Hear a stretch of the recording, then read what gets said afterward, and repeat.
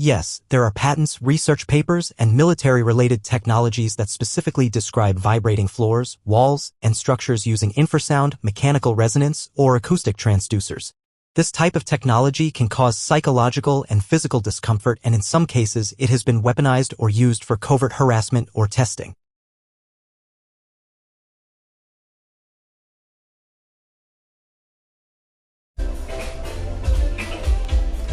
I'm installing bass shakers underneath this floor. Stop. You may have seen in my last video, I turned this wall into a speaker. The wall itself is a speaker. I installed some audio exciters behind. I owned these bass shakers when I did that project. I own quite a few bass shakers, and it is a great idea. And perhaps I could have, perhaps I should have, but what I still can do is mount bass shakers underneath this floor, and I think it's going to have the same effect. The truth is, underneath this is an unfinished basement, and I have absolute access to the floor joists. So I'm going to stick probably these. I own 4 of these Messina Electronics bass shakers. They're from the early 2000s. They're not made anymore, so I'm not going to tell you too much about this bass shaker. It is an amplified system. It comes with an amplifier. I have 4 of these and 4 amplifiers, and I got to put some use to them, so what a great project to use them in. Stick around to the end of the video, though, because I'm going to take you through the Parts Express catalog and show you the many different bass shaker options. In fact, I got these Aura sound bass shakers in the early 90s from Parts Express before they were ever online. And I still have them today, and I absolutely love them. And Parts Express has many, many more bass shaker options today. So stick around to the end of the video, and we'll look at some of those options available from Parts Express. But right now, let's head downstairs and get these mounted to the floor joist. Okay, well, I've got one mounted here, you see, to this joist. They came with band clamps, or what often are called hose clamps, and it's just meant to go around like this and you tighten it up. However, I'm concerned because they shake this way. I was concerned that they would over time simply shake loose. So what I did is I wrapped some Gorilla Tape around. So as I tighten the hose clamp, it would squish into itself and provide a better grip so it doesn't slip out of its mount. It is meant to vibrate after all. That's its sole job. And I've got another one right here. I'm going to put this one in to its hose clamps, and I've put them on 2 different joists just to increase the surface area of the floor that it's shaking. Of course, you're going to want to make sure that these are wired in wired in phase. Let's get this one mounted. I have them up tight to the floor itself. They touch the floor above. I'm a little concerned that it may cause vibration noises. There's a lot of screwing involved here. Just turn and turn and turn this hose clamp. The hose clamps are way bigger than they needed to be. Yeah, you know, these are meant to vibrate the floor and not be heard necessarily. It is obviously designed mostly to produce bass that you feel as opposed to bass that you hear. Of course, you're going to hear some of the bass, but what you don't want to hear is vibration. So there's a chance, because this is in fact touching the floor above, that there might be some vibration noise not associated with the music, in which case I'll just back them off a bit. Maybe put a piece of rubber in between here and the floor. There's a second hose clamp. I won't waste your time, but I've got 2 of these bass shakers installed on 2 different joists. They're going to be wired in phase with 2 separate amplifiers from the sub out from the wall. Let me get this wired up. We'll go back upstairs and hear what we're dealing with.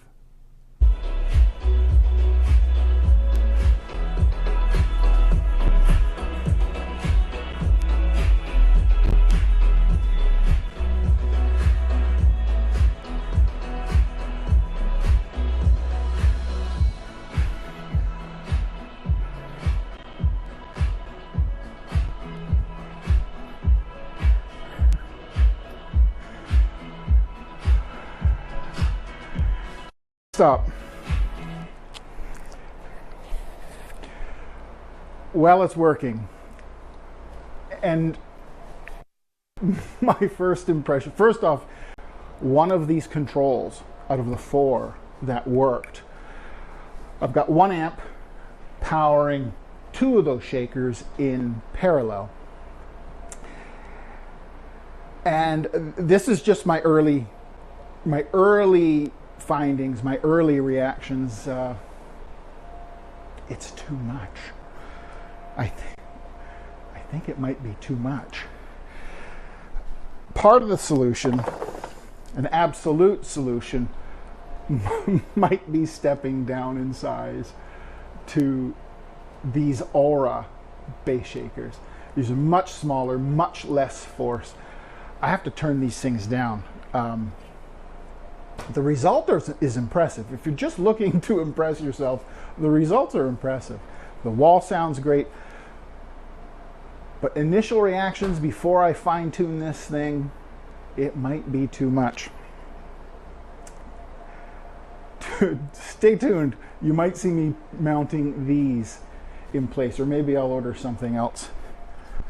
Here's a Dayton Audio bass shaker. This is the larger version. So this is the Aura bass shaker. This is the big brother to the Aura bass shaker that I bought in 1992 from Parts Express. Looking at their website, they don't seem to sell the small Aura bass shaker that I'm using, well, that I'm not using, that perhaps I should have used today, but they do still sell the big brother. And it looks like Dayton Audio themselves are making their own version of the Aura bass shaker for a lot less money. 59 bucks is a great deal. 44 bucks even better for that bass shaker, and that may very well be the solution to this floor. And of course, they have smaller ones. Clark Synthesis bass shakers. And here's essentially what I bought in early 2000, what I just installed into my floor, what just failed on me. It was a kit, a digital amplifier with 2 bass shakers, $299. This is exactly, essentially what I just installed, and had hours of frustration. I should have just bought this one. But out of the 4, I finally got one that's working for me. Here's an I-beam, the Sonic Immersion I-beam tactile transducer bass shaker. This is a lot of the same principle of the one that I just installed, where you actually have a weight that slides back and forth on a rail system. Very cool.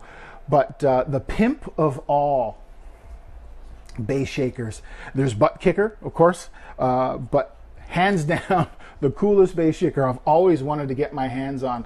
Let's look at this Clark Synthesis bass shaker, the TST 429 Platinum. They have a gold and they have a silver line, but this here is the Platinum standard. Originally developed for military training simulators. This produces more force than any other bass shaker ever made. This thing is incredible, and I can only imagine, because I'm getting too much force from what I just installed, I can only imagine how much force this thing produces, and I would love to get my hands on it. But there you have it. As you see, Parts Express has all kinds of bass shakers available. A lot of great solutions. Here's a 4-pack, here's a 4-pack, and a digital amplifier with a 4-pack of bass shakers, 4-pack of Aura Pro bass shakers. So we'll see how this floor turns out. We got some initial impressions here. It does seem like a little bit much, but I'll play with the settings and I'll keep you updated. So subscribe to the channel, give this a thumbs up if you like it. That helps give it get it recommended to other people looking for videos much like this. Stick around.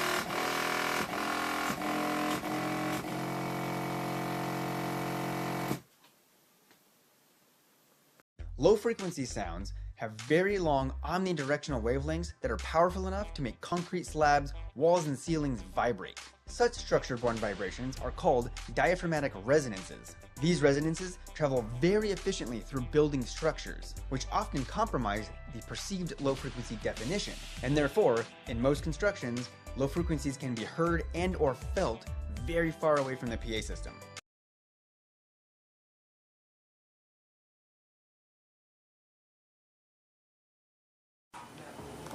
This is Jonathan Von Engel, Archaea from AVS Forum.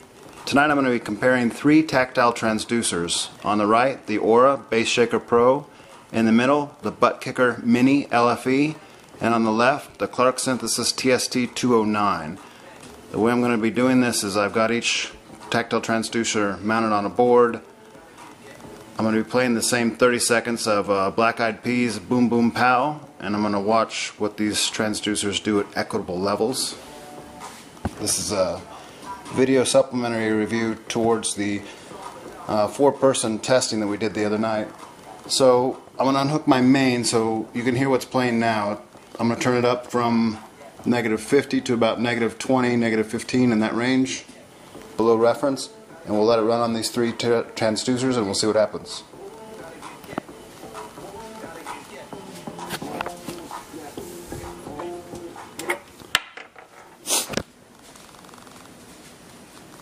Alright, so we'll turn this up to about -20 to get this started.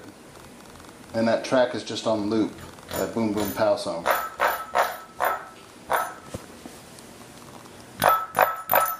So I got a bell on the left side and a glass of water on the right side of the board.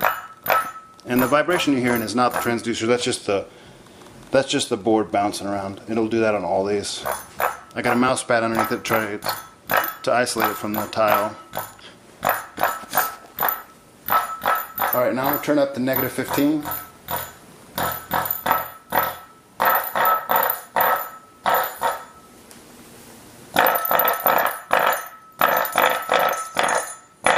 You can see even this $50 Aura has quite a bit of power to it.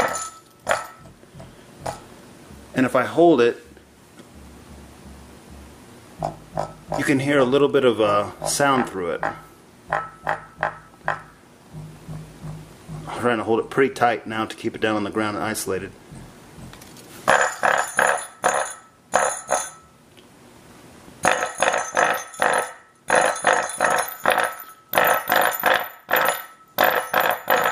Alright, we'll move over to the butt kicker. I'm going to turn this down from -15 back down to about 50. Alright, so now I got the butt kicker hooked up. I'm going to turn it up to about -20 where we started with the other one.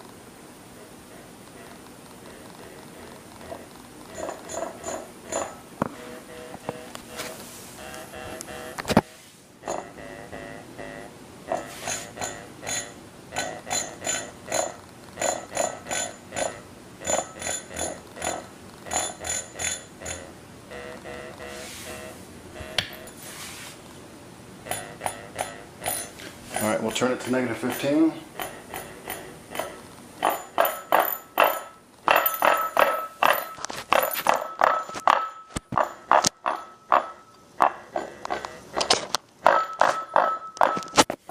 And I'll try to hold it still here. Oh, hear it bottoming out a little bit.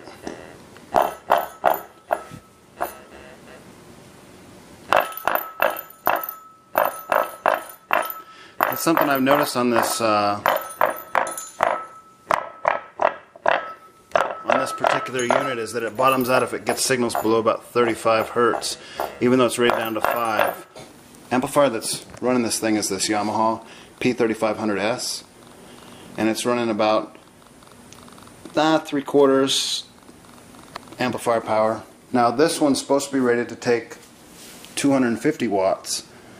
50 watts to even initiate it, so it won't do anything until it gets 50, and then it will handle it to 250. That one's only rated for 50 watts max, and this one, the Clark, is rated for 150 watts. The Clark is on all the time and actually makes sound. We'll demo that one next. Alright, this is the last demo of the night. This is the Clark Synthesis TST-209. This particular transducer is on all the time, so if there's a signal going to it, it's recreating tactile feedback. Whereas like the butt kicker doesn't kick on until it hits 50 watts, this one's on all the time. Which is actually one of my complaints with it, I think. When you're using it in practice, if you're on kind of a bass-heavy movie, it just never really stops. There's no differentiation, it's just on all the time. Whereas the butt kicker only comes on like in the most impactful scenes. I do think this is probably the strongest of the three, like the least likely to bottom out or hit its limitations. It's very powerful, almost too much so to me. I'm looking for something that's more natural. But anyway, I'll turn it up to -15. You can hear it at -20 and then -15.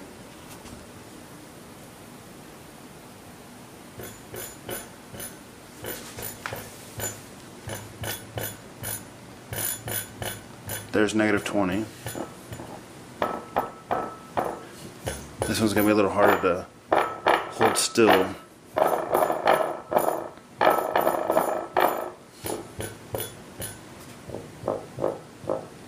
You can hear that it actually has the most musical sound. I think it's more of a speaker technology that makes this transducer. I'll go ahead and turn it to -15.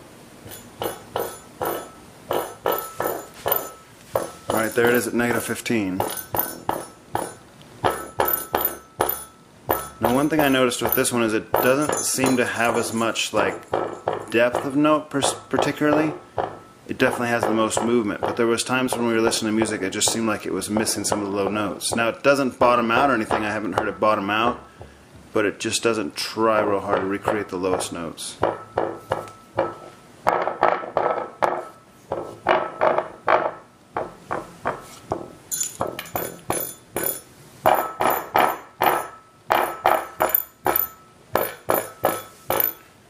But I think, I'm not really hitting its max. Like we heard the butt kicker kind of hit it, the limits of excursion. I'm sure we were out of wattage on the Aura, but I think this one would go up quite a bit louder.